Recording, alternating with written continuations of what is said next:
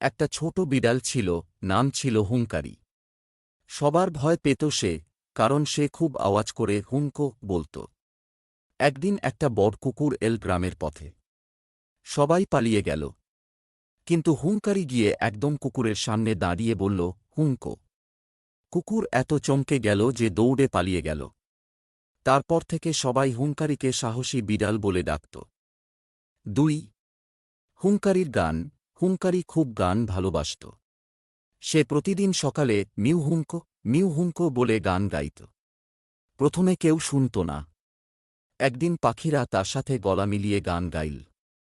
তারপর থেকে পুরো বন হুঙ্কারির গান শুনে সকালে জেগে উঠত। ৩. হুঙ্কারি ও পনির চুরি।